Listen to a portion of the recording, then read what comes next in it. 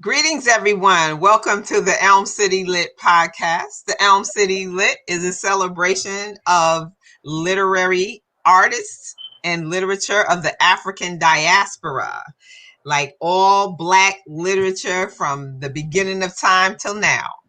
This evening, I want to welcome you this evening. I'm Ife Michelle, creator of the Lit Fest, and this is Shah, my team member, and in the background on Facebook Live and answering all your questions will be our other team member, Emily Mayo. This evening we have an exciting show for you. We're going to talk about the importance of book clubs and promoting Black literature. And this evening we have with us Ms. Marion Huggins from New Haven Free Public Library and Ron Cavanaugh from the Bronx Mosaic Literary Conference, Mosaic Literary Magazine, One Book, One Bronx. Everything. I forgot Maria, everything. Just everything. And we're so glad to have you all here because we want to like really get the word out about this celebration of our culture, and in these COVID times and the times of this of 45 and this racism being rampant, it's important for us to know about ourselves, and that comes a lot out through our literature. So I'm going to ask you each one by one to tell a little bit about yourself and your background, and we'll start with Marion. Oh, of course. Okay, so I'm Marion. I'm a branch manager at the Mitchell Library of the New Haven Free Public Library. Up until now, I was at the Cortland Wilson branch, and that's where I started the Urban Life Experience book discussion series. When I started it, I didn't know which way it was going to go. This was back in 2015, but we've had a faithful group of people reading a book every 6 weeks and getting together and talking about it. It's been a great experience. And honestly, I've learned so much from the people. I'm the librarian, but we have some really well-read people in our group. And I've gotten some great recommendations, and it made some friends. Thank you, Marion. And Ron? Sure. I'm Ron Cavanaugh of the Literary Freedom Project. It's a nonprofit based in the Bronx. We present One Book, One Bronx, which is actually a weekly book club. We meet every week to discuss a particular book.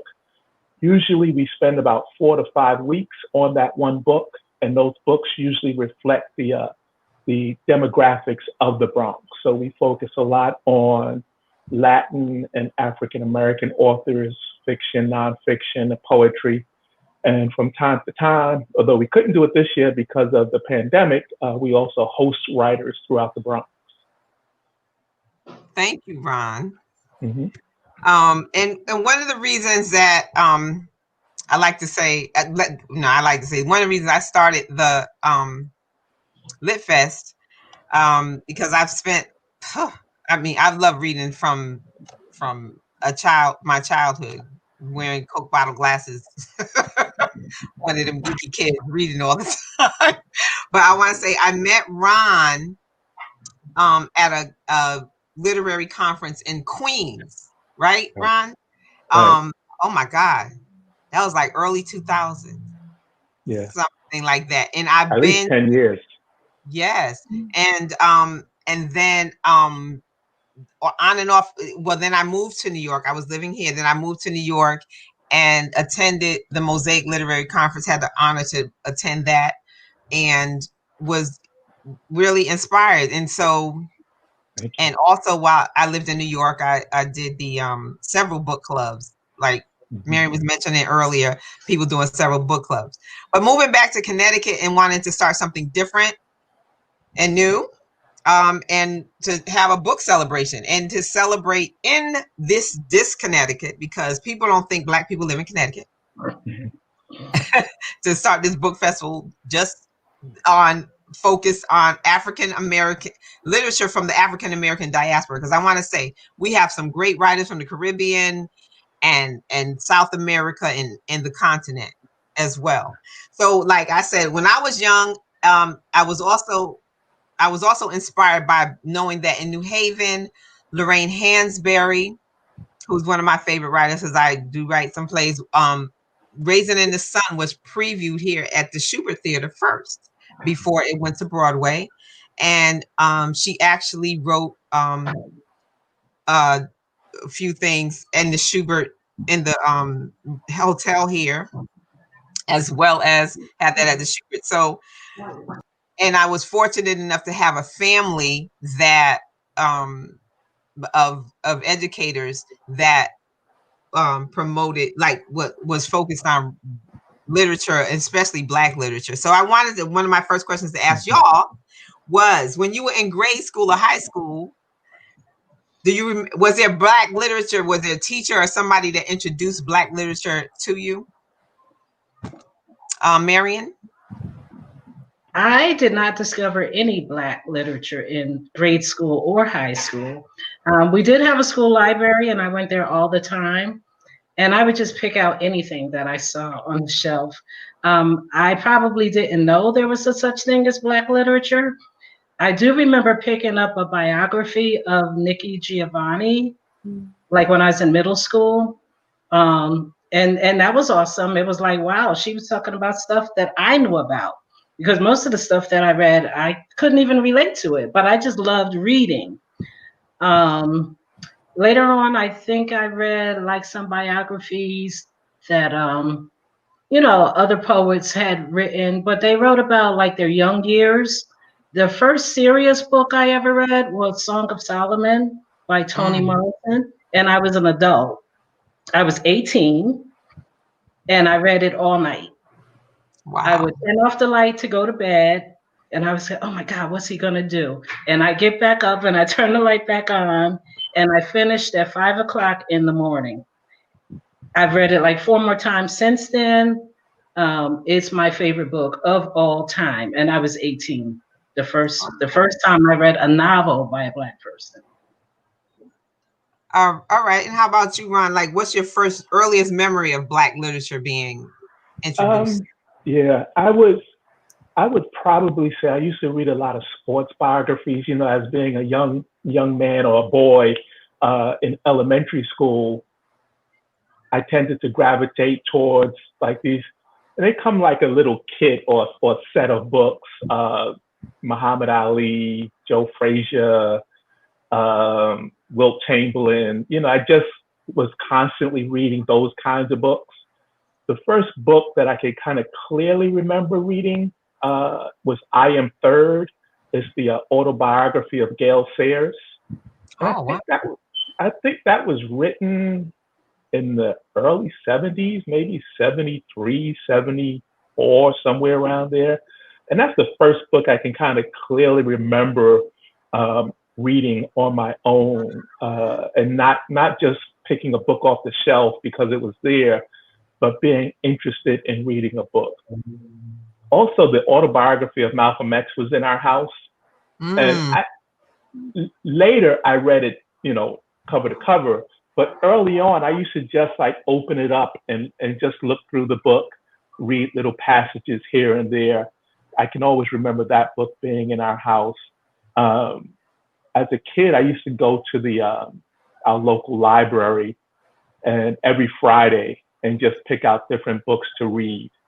But as a young person, I didn't have like a strong interest in reading. My interest was more about reading about the sports figures that I liked and trying to find out more information about them. It wasn't about voraciously reading any book.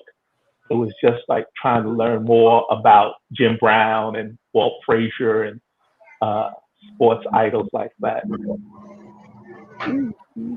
Ms. Huggins, you said Songs of Solomon by Toni Morrison impacted you and stuck with you. And Mr. Ron, you said that in your house there was always the autobiography of Malcolm X. How did these books impact you? How did Black literature impact you when you found it wherever, at which point in your life, knowing that these are books that relate to you and written by folks that look like you? How did that impact you? I think it like opened up a world. I think that, you know, when you read about Milkman and his Aunt Pilot, his interactions with his cousins, um, the interaction with his friend who had joined some really radical group that was into murder, like payback murder. Um, and then him having the choice at the end whether he wanted to be in that group or whether he wanted to embrace something else. I think that that's a question that we all have inside. It's like, how radical is our response to injustice? But see, back then I couldn't say words like that, but it resonates inside of you. Early on, I did not gravitate to what I would call like any kind of political themed books or books that really reflected Black culture in a purposeful way. It wasn't until I was in my 20s that I started reading books like James Baldwin and Toni Morrison, books like that. The book that kind of set me on my path as far as starting a nonprofit and doing literary programs throughout the Bronx was it's not a really well-known book. It's called Billy by Albert French. And it's the story of a 10-year-old boy, Black boy, who kills a white girl and is sentenced to the electric chair. And it was so good that I wanted other people to sort of know about that book. And that set me down a path of starting a magazine and a website and literary programs, so on and so forth. But that was like there were many books before that that I had read, but that book was the book that really kind of connected me to a purpose, a literary arts purpose, in trying to influence and connect with my greater community. Why do you think that specific book sent you on your path? Was it the story of Billy? It was all of the above. It was the injustice of the story, but it was also the injustice of marketing and publishing, and how some books come out and they just go straight to the shelf and they don't get any marketing behind it, and no one will read that book. And I just felt other people should read this. And it's a short book. It's less than 200 pages, maybe 200 pages. But that story itself, the treatment of Black people in this country, in America, really resonated with me. And I wanted other people to read that book. I know for myself, just to jump in, their eyes are watching God. Oh man, I read that. I don't even remember how old I was when I read that, but Janie and their eyes are watching God is such a powerful character for me. She was such a strong woman, and from there, I just absorbed Zora Neale Hurston and Langston Hughes and the rest of the Renaissance writers. That was a time I felt I could relate to, and all. Then from that point on, all I wanted to absorb as much Black culture as I could. In addition to, I was fortunate enough to be in a dance school, and our teacher Angela Bowen Peters didn't just teach us the dances, taught us about the history of the dances and the techniques of the different places in Africa and the Caribbean and the Catherine Dunham and all that. And so it fed me. I want to ask, who is your favorite? Do you have a favorite book or writer at this time? Because it's hard for myself now. It's hard. Yeah, I don't. Again, Billy, I've read it a couple times since my first reading. That book always has stuck with me. But I don't have a favorite. I mean, it's easy to say Baldwin. He particularly now, in the wake of the killing of George Floyd and Black Lives Matter, his words and writings are just so resonant right now. You know, it's in part of everyone's vocabulary and everyone's language. Like the things that he was talking about back in the 50s and 60s are still happening now. And the way he articulated the treatment of Black people in this two-tiered system of injustice that we have here in America. So it's easy to say that James Baldwin, of course, but yeah, there are many books that I read that are my favorites. I can't pick one. How about you, Marion? Well, of course, I already told you my absolute favorite is Song of Solomon. But there's some more modern writers now, like Tayari Jones, An American Marriage. That was great. That was a good book. Jessamine Ward's book, Sing Unburied Sing. That was out of this world. It was amazing. So you know, there are people writing right now. I just read a book by a Nigerian woman. Her last name is Abraham, and the name of the book is Black Sunday. It was amazing. I mean, there are some amazing writers out right now that are just as rich. And you know, what's funny is a lot of times I would pick a book for the book club and I wouldn't really be that excited about the book, but it wasn't until we got in the discussion that people would bring out things that I didn't even see. And I'd go, wow, like, oh, wow, I didn't even know that. Like Ernest Gaines' book. Oh, please help me. My memory is gone. Ernest Gaines' book, A Lesson Before Dying. A Lesson Before Dying. Right. That book was out of this world. And I mean, and it was written in the 80s. It was out of this world. Octavia Butler's book, Parable of the Sower.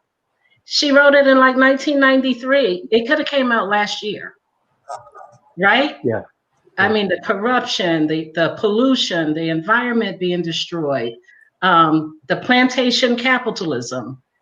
It could have came out in 2020. You know, we didn't even know about stuff like that back then. At least I didn't. The funny thing about life is that if your life is kind of circumspect, like if you live in a certain box, you go to work and you come home, there's things you just don't even know about. And especially before social media, like a lot of the writers, even a lot of the issues, even I didn't know about before. I thought everything was fine, you know. And I know that's a real naive thing to say, but it's true. You know, you're raising your family, you're going to work, you're paying your bills, you're just not paying attention. That's me. Go ahead, Ron. The thing about that group dynamic of a book club is everyone is bringing their own intelligences. That's a word.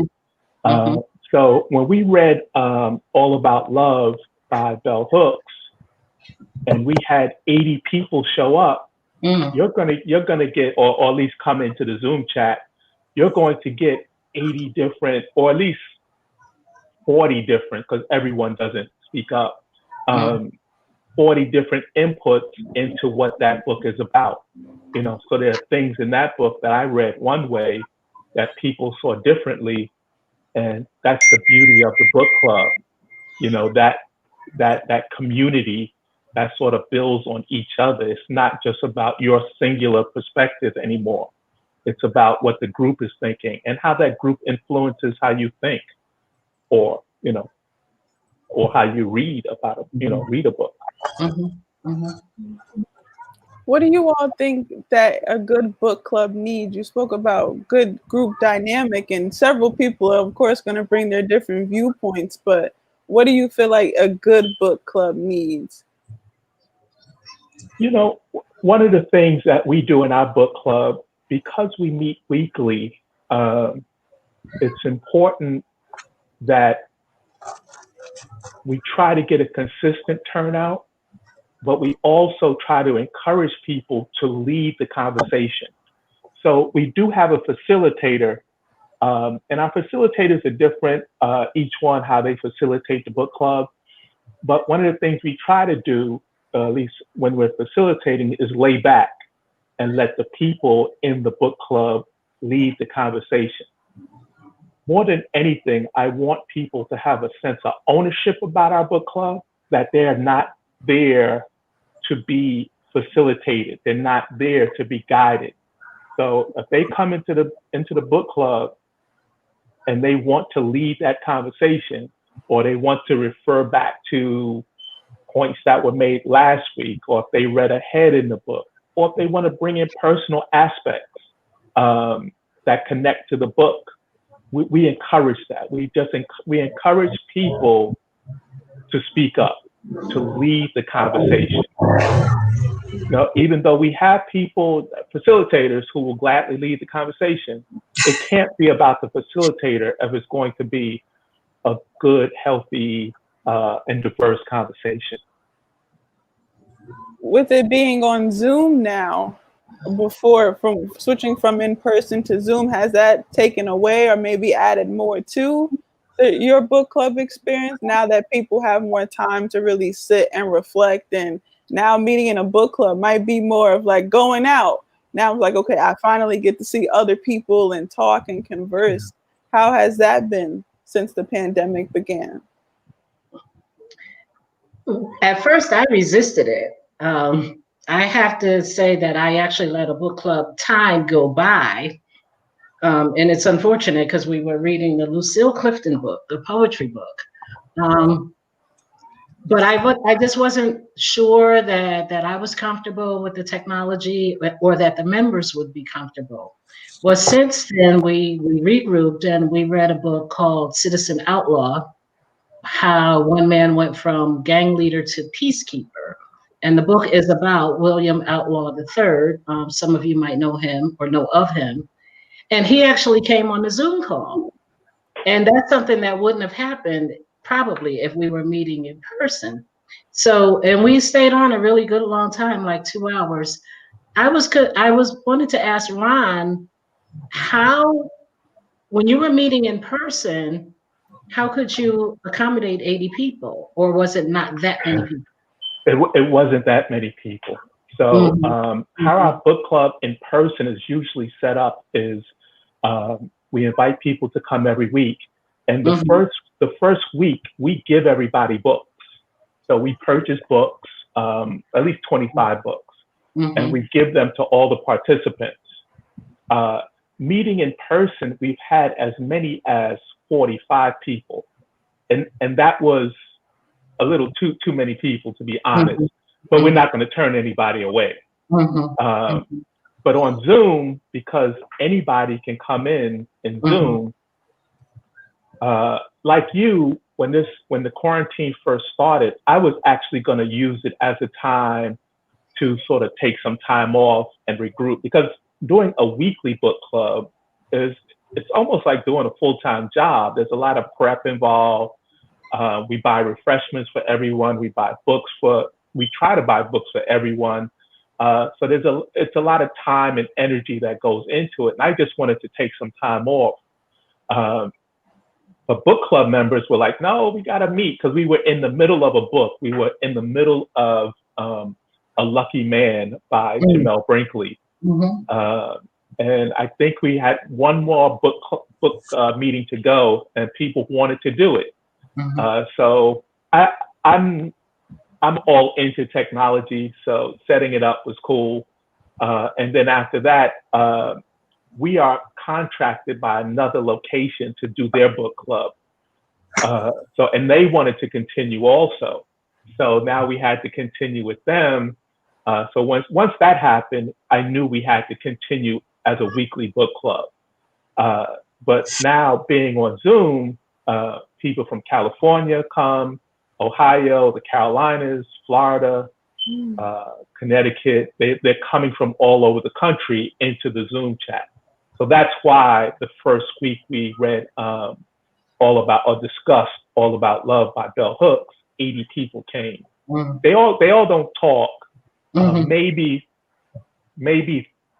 20, 30 people might talk, but it's just cool for them to be in the book club. One of the things we always stress is, even in person, you can just come and hang out.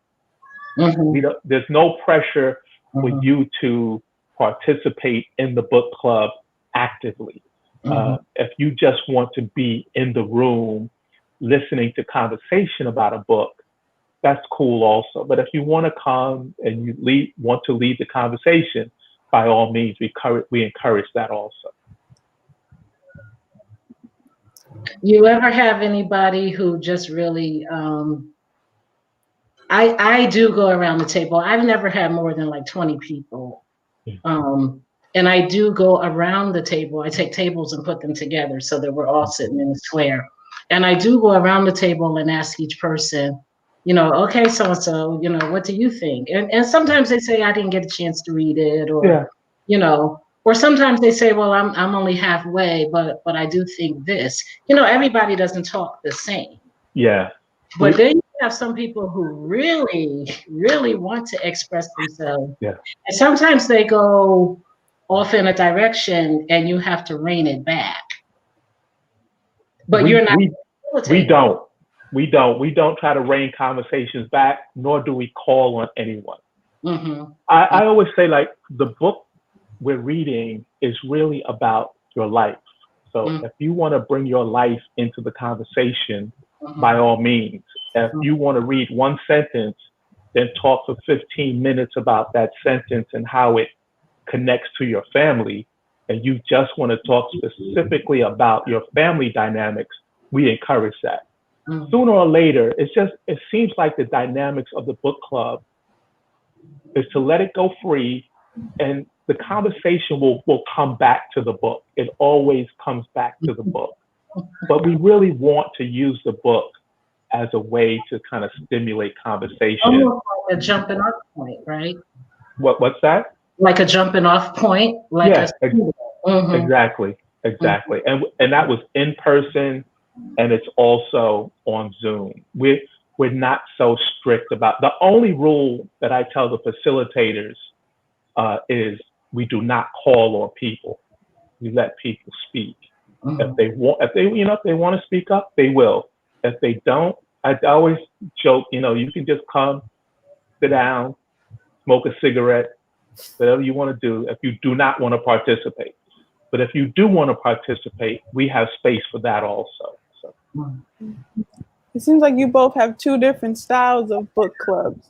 Mr. Ron, it seems like yours is more ownership based, which is kind of had a domino effect past COVID, that folks in your book club kind of had to tell you, like, no, we want to do this. The pandemic, we grew, we wanted to rest, but I see in a lot of different aspects, this is now more than ever where things like book clubs or meetings or different things like that are needed, and folks are craving for. They want that outlet, that safe space. But Ms. Huggins, I think it's also important and cool how you make people speak sometimes, where it's like, okay, come on, we're here, open up. Because sometimes if you don't have that, if that ownership isn't there, or folks haven't fully adapted to the vulnerability of the space, it's kind of like, okay, no, it's cool. Tell me what you thought. Even if you didn't finish it, this isn't school. No one's going to recommend you. It's not going to be an exam.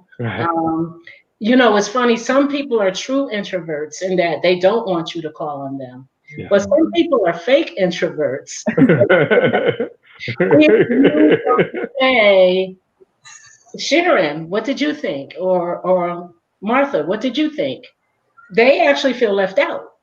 Yeah. And I ask, and then I give them the chance to say, well, I didn't finish, or I'm not sure, or whatever.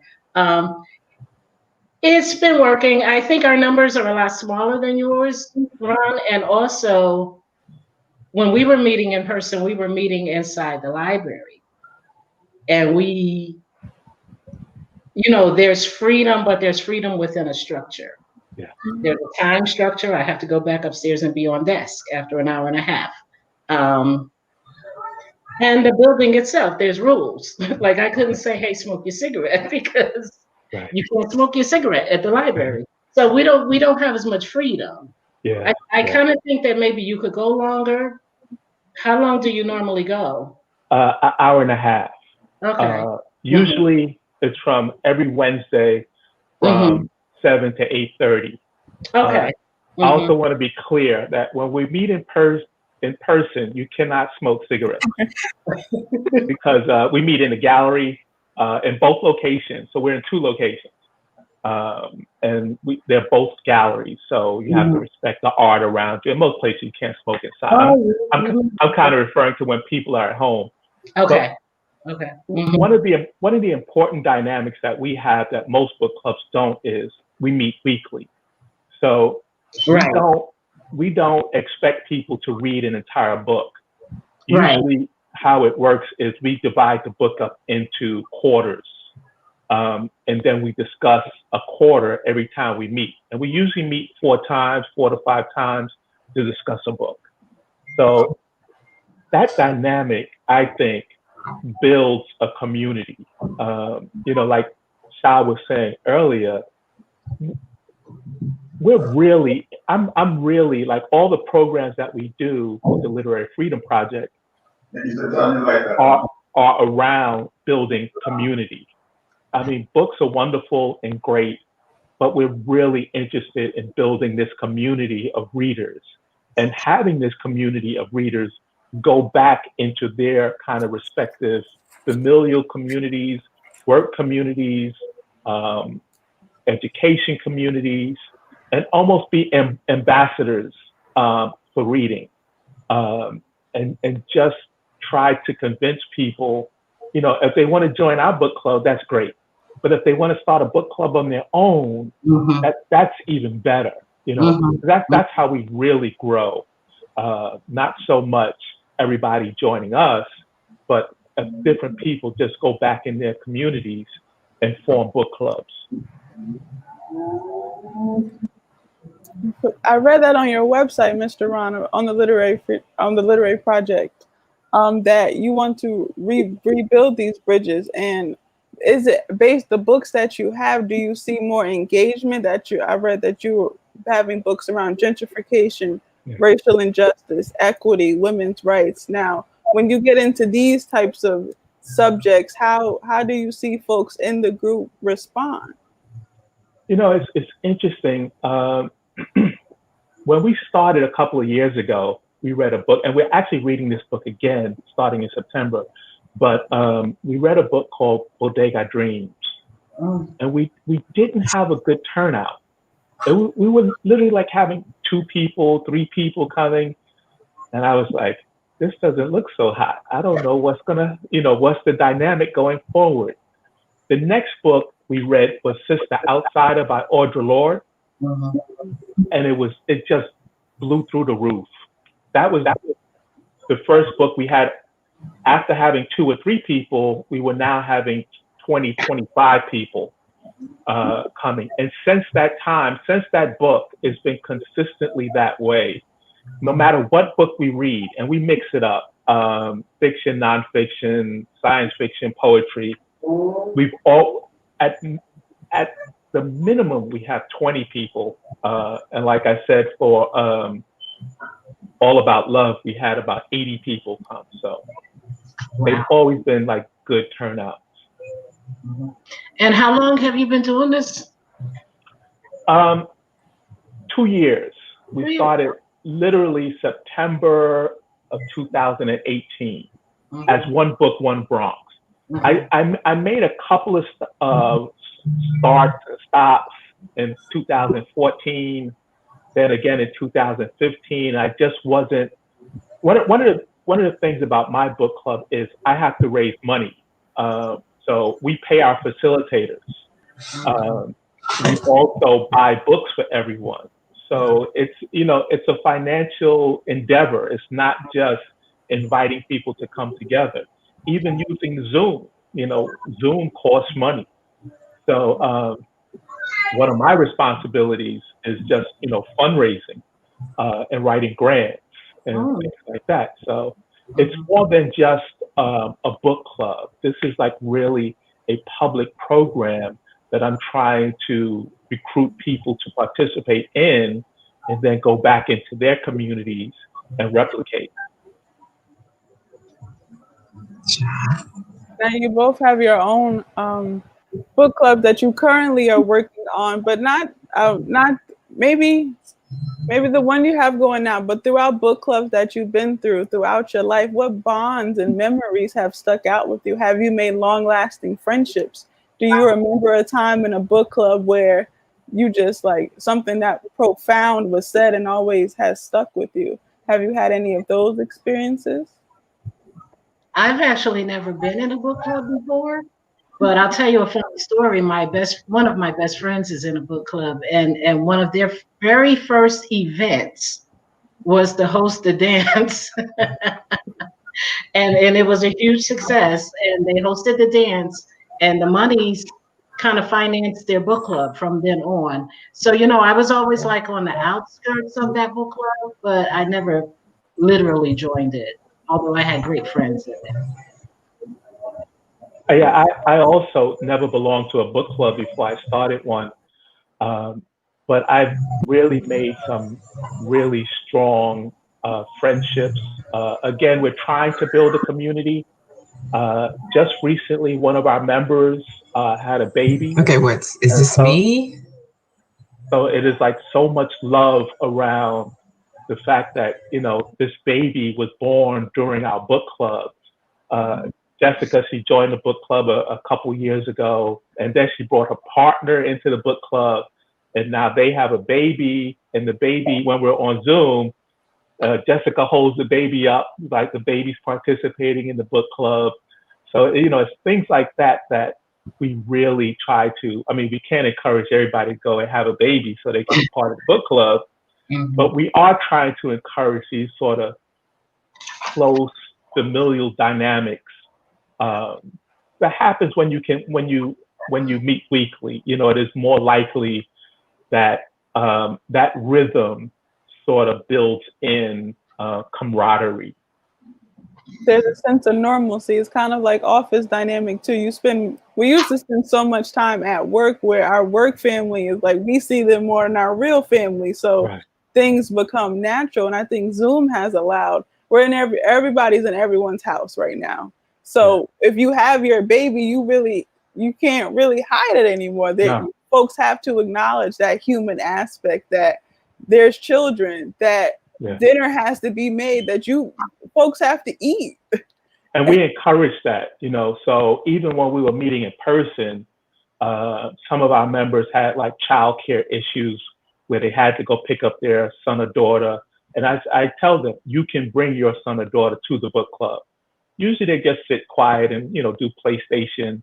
And it's the same thing now that we're on Zoom. You see the kids in the background running around or whatever.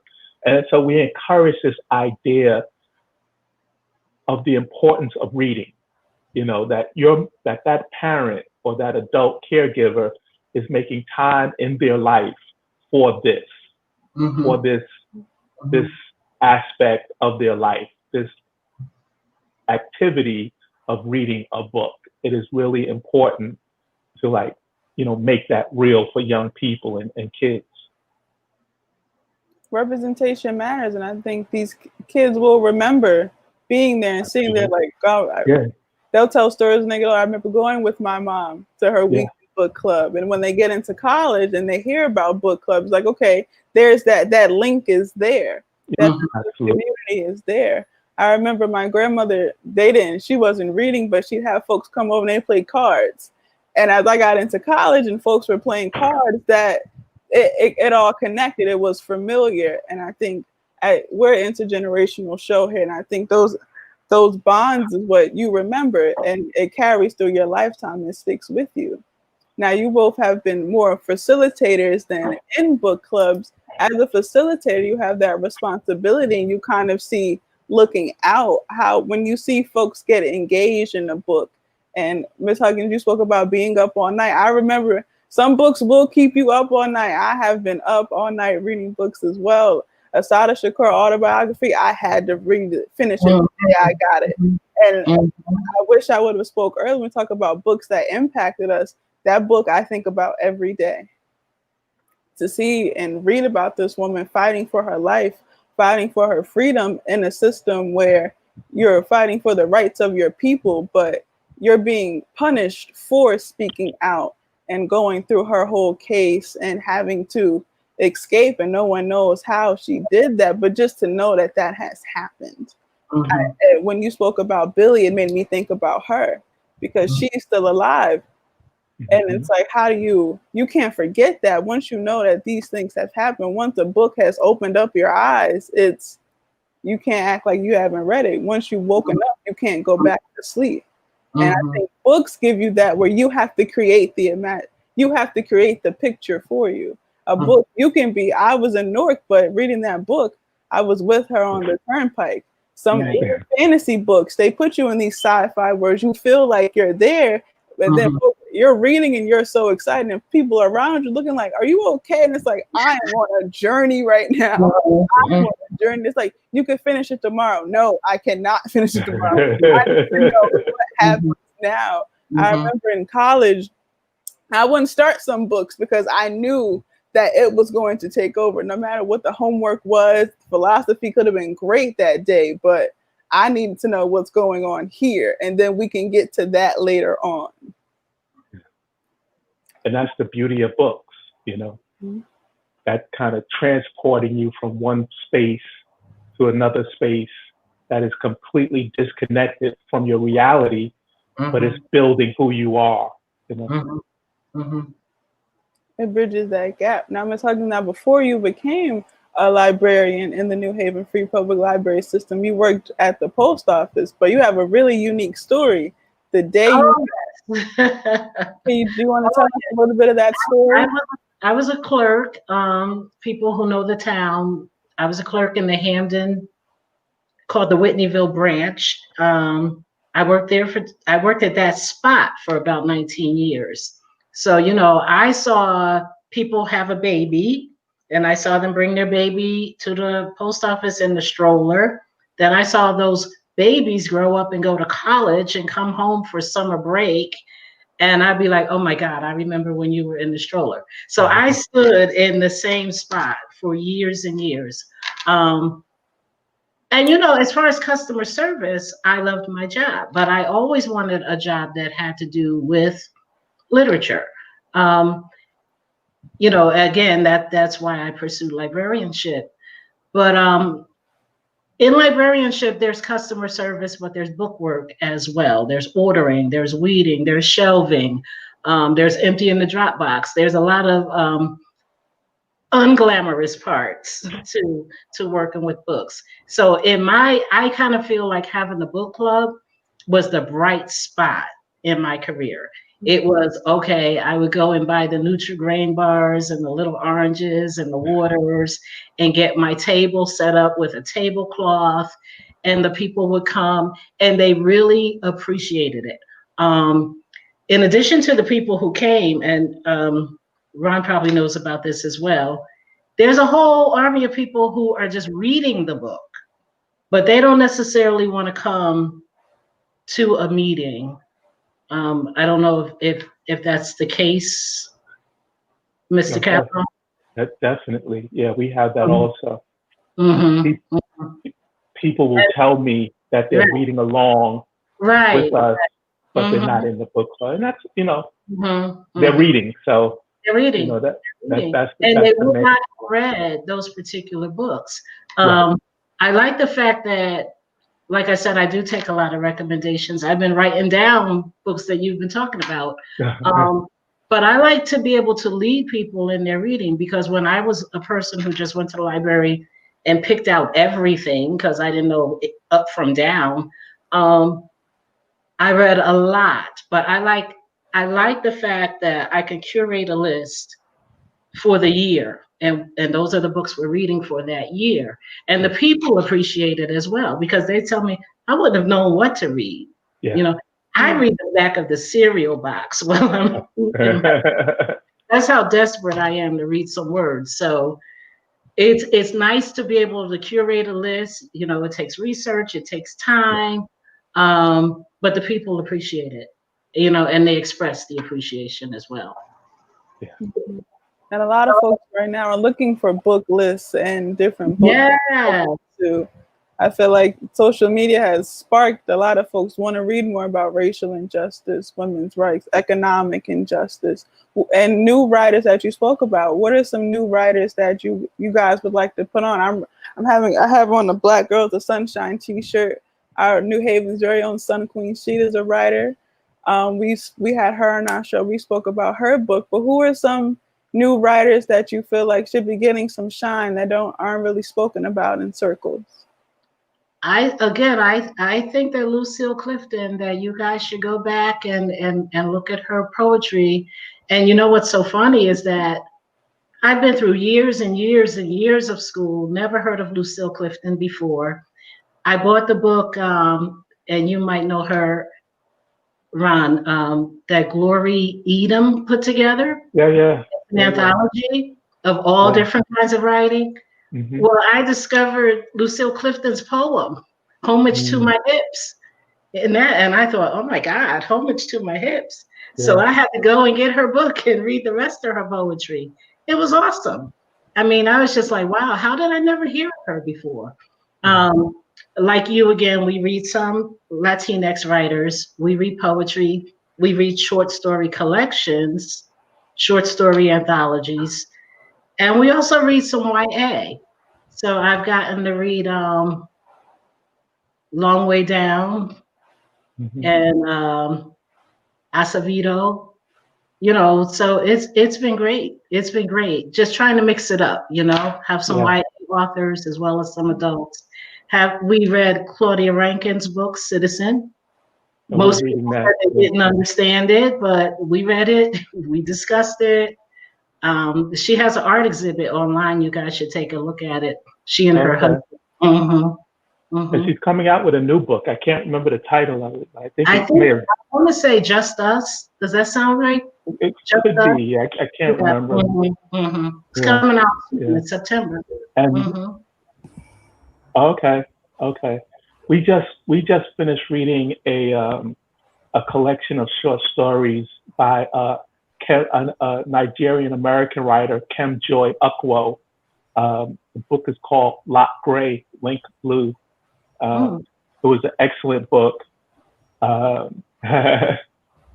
We also read some short stories last year by Camille Acker. Again, this is her first. They're both first-time authors. Camille's book is called Training School for Negro Girls. I thought that was an excellent book.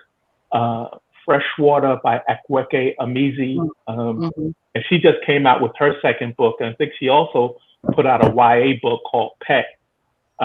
So those are excellent books. But we also, go back. We read Sula in October.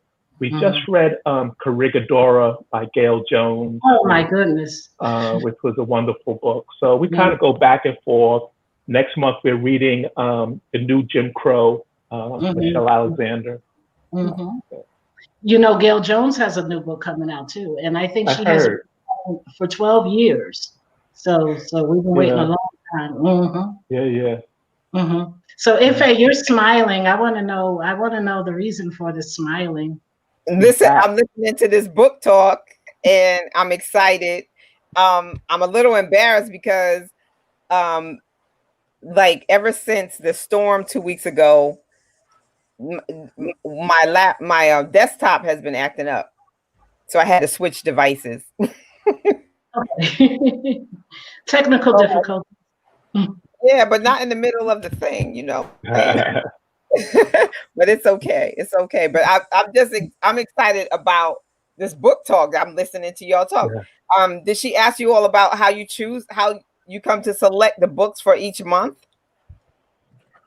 I select a year in advance. So actually I've already started next year's list. And even though I'm not at the Wilson branch no more, somebody else is actually going to do it. But I have this funny feeling that I'm going to host it. So I decided I'd then curate to help him out.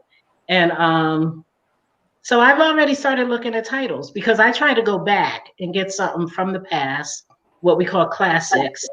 I try to get a poetry book, a short story book.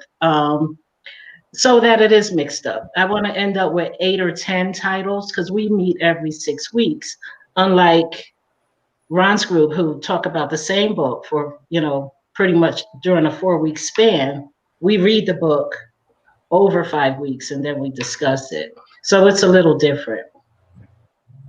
How about you, Ron? How was your process for book selection? So this year was the first year we actually opened it up to voting. So throughout the year, I'm tracking books and I'm making notes. And a month ago, sent out an email to everyone on our email list, everyone who's participated in the book club, for them to vote. And then we would consider those books as part of the books that we choose throughout the year. And we actually have chosen all the books for the year already. I think maybe about 4 of the books made the list. 4 of the books that were voted on made the list. Because we're trying to mix it up, we just couldn't take all the most popular books and say we're going to read this. Right. We're trying to read first-time authors, well-known authors, fiction, nonfiction, so on and so forth. So that's why. Mr. Ron, can you tell us about the Mosaic Literary Conference? Sure. So to kind of take a step back, everything that we do in our programming is about community. We're trying to use literature to better connect our community. So the Mosaic Literary Conference is an annual conference that we started in, I think, 2003 now, can't even remember. 2003, as a way to expose our community to books, but also connect them to issues. So last year we focused on environmental justice. Before that, it was the Me Too movement, Black identity. We focused on Malcolm X and James Baldwin. And it's usually a day of panels and workshops. We show a film. Again, just to invite the community in and have them better connect, not just to books and writers, because oftentimes we try to put writers on the panels, but also the issues that are affecting their lives and their families, and the community. So, so that's what the conference is primarily about. The conference, the name Mosaic Literary Conference, came out of a magazine that we used to publish, Mosaic Literary Magazine, which focused on writers of the African diaspora that started way back in 1998. Wow. And Lillian, how did you come up with the name, the Urban Book Club? So my book club is called One Book, One Bronx. And we were trying to find, before it was One Book, One Bronx, it was the We Are Family Book Club. I was trying to play on the Sister Sledge song, We Are Family, but it didn't really catch on. So I just changed it to One Book, One Bronx. And since I made a change, it's been going pretty well. And the book club is just another device I'm using to bring the community together. That's why it had to be weekly. And I had to give free books, and I have to have refreshments. It has to be a low entry point. I'm trying to really attract people back to reading. I mean, there are always people who read. They don't care where they're at. They're going to read a book. I'm trying to reach those sort of borderline people who might want to read a book, might not. They don't know what to read next. They like the idea of a support system. They like the idea of reading weekly.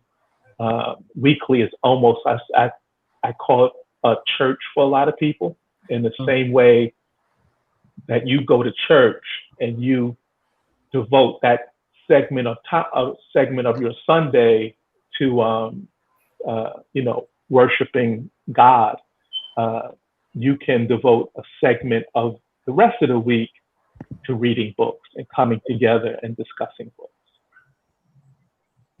And Marion, how did you come to get the name of your book club, the Urban Book Club? Oh my gosh, it's the longest name in history.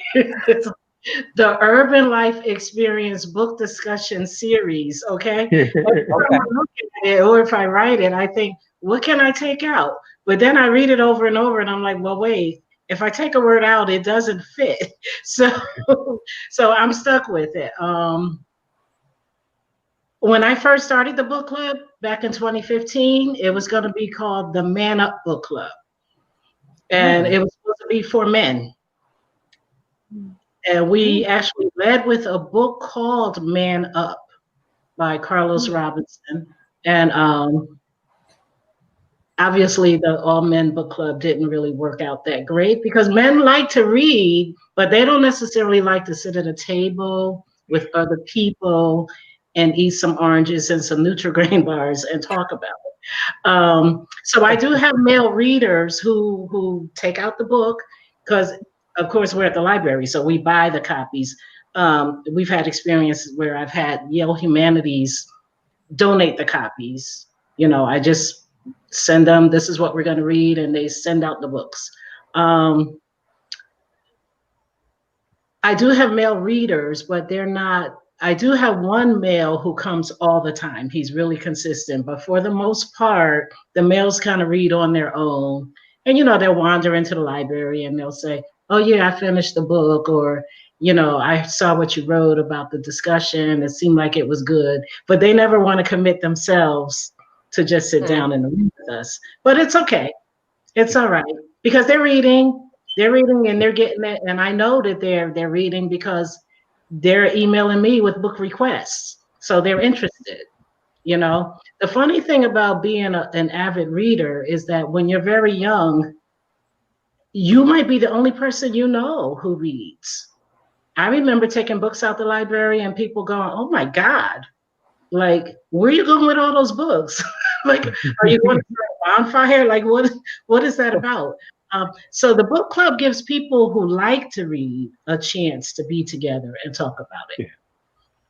Do you feel like book clubs are, I'm sorry, Missy Faye. No, go ahead. That's the same thing. Go ahead. Do you feel like book clubs are seen as feminine and not, or and it kind of deter men because they don't see it as masculine, that they're emailing you in secret about these books? I'm not sure. I'm not sure if they don't see it as masculine or if they're just, you know, you have to choose what you want to do with your time. So I don't really have any judgment about it. That's but we're also challenged to get more men participating in our book club. There are times when we've had 30, 40 people and I'm the only man in the room. For a while, we did have one other person coming regularly, but he's since stopped coming. And even in Zoom, when we've had these really big turnouts, there's usually maybe 2 or 3 people, 2 or 3 men, not much more than that. Yeah. Okay, which so I would like to change it, but yeah, we gotta figure out a way to recruit men because when I started the Lit Fest book club last summer as well, in a book space that well, initially it was at my neighborhood management team, and we never not many men. I don't think any men came at all. And then we had one man join us when we started meeting in a bookstore. But we're winding down with our time, and I just want to ask Marion, when is the next date for your book club? September 12th. And the name of the book is Brother. It's a beautiful book. The author is David Chariandi. He is a winner of the Wyndham Campbell Prize, a real prestigious prize. The book is beautiful. It's so lyrical. You know, people say it's a sad story, but it's life. The setting is in Canada. I want to say Toronto. the people are of West Indian heritage. And it's their inner city struggle, even in Canada. You know, it's a great example of our same life is being lived other places. So if everybody wants to read it, I'll email you guys all the info, and maybe you can join us September 12th. It's a Saturday at 12 noon. And we also, it can be found on New Haven Free Public Library website as well, correct? And we have physical copies of the book as well at the Wilson branch. Mm-hmm. And is the library still on, like you get when you get your book, you have to show up and somebody hands you the book, or are the libraries open right now? Curbside pickup.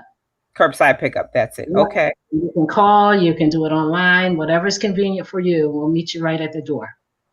All right. And Ron, you got the Mosaic Literary Conference coming up, and what else? Let's tell us about what you have coming up and your website, please. Yeah. So the conference is coming up. That's November 21st. We're looking at Black futures this year. It'll be we're not exactly sure because it'll be all on Zoom now. So we're still trying to navigate how a conference, will manifest on Zoom. So we're still trying to figure that out. But next month, September 16th, I believe, we start reading Bodega Dreams by Ernesto Quinones. And we'll be reading that for 4 weeks, every Wednesday, 7 to 8:30. And then after that, we start the new Jim Crow by Michelle Alexander. And I want to say the Elm City Lit Fest is next month as well. It is September 26th and 27th, virtually from 10 a.m. to 4 p.m. We are pulling it together. Yeah. We still are looking for it together. That's all you can do. Mm-hmm. That's it. Shah, what were you going to say, babe? Thank you. We still have our call for workout. Like, New Haven, where are you? We're looking for the work and the talent. We literally have a space for everybody. Writers, playwrights, musicians, visual artists. We want to put you in this festival. Please fill out the Google form, submit your work to us. We want our own folks. We want CT represented. Show up for us. We're out here. So far, we do have some commitments from a couple.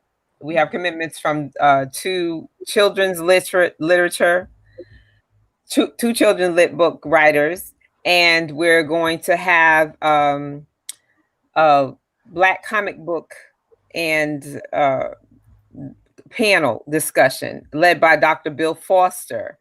And we're going to be talking about like Blacks in comics, and there's a whole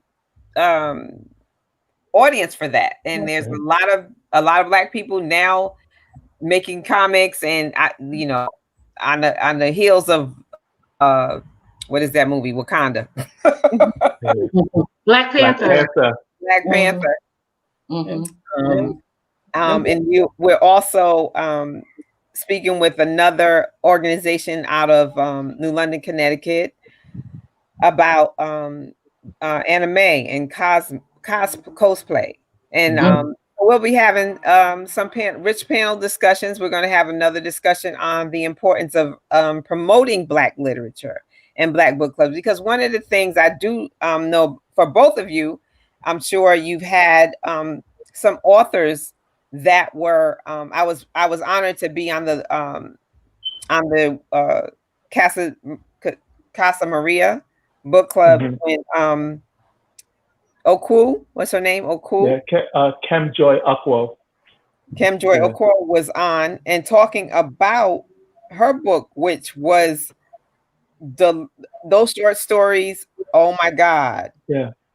No, it's serious. Very discussion. And the authors are very, very appreciative of the book clubs, and promoting Black literature is so important, because everybody in my feeling is it's important for us to know about our literature and our authors and promote that, but it's also important for other people to know that we hear that there are Black voices. And Marion, like you said, you've had a couple of authors, haven't you, Marion? I had a couple of authors. One was over Zoom, like I said, but I had a couple in person as well. When we partnered with Yale Humanities, and obviously they paid these authors, but it was fabulous. We had fabulous turnout. I mean, I feel like we were just really getting off the ground before COVID came. Like we had 2 amazing programs, and then we were closed. But hopefully it will all come back. But at least we can read in the meantime. Absolutely. I think it's important. And I appreciate you both coming on today. And thank you for having us. Thank you. Yeah. Nice meeting you, Ron. Nice meeting you, Same Shah. here. Nice to meet Hopefully you. yes. We have to intertwine. We have to, like, I'm on everybody's book because I like reading and try to keep up with everything. But Elm City Lit Fest, everyone that's on the show today, we will have their information posted on our Facebook page and our Instagram. So, and this taping will be on Elm City Lit Fest, also on the Facebook page, and on Baobab Tree Studios. We want to thank Kevin Ewing, Rev Kev. Thank you, Rev, for producing us every week and making us look good despite my little technical difficulties. But I'm sure my team member carried on. It's been a very spirited conversation, and let's continue this important work of promoting literature and literary artists of the African diaspora. Thank you, everyone. Blessings. Stay safe and well. You too, Ife. Bye-bye. Bye-bye.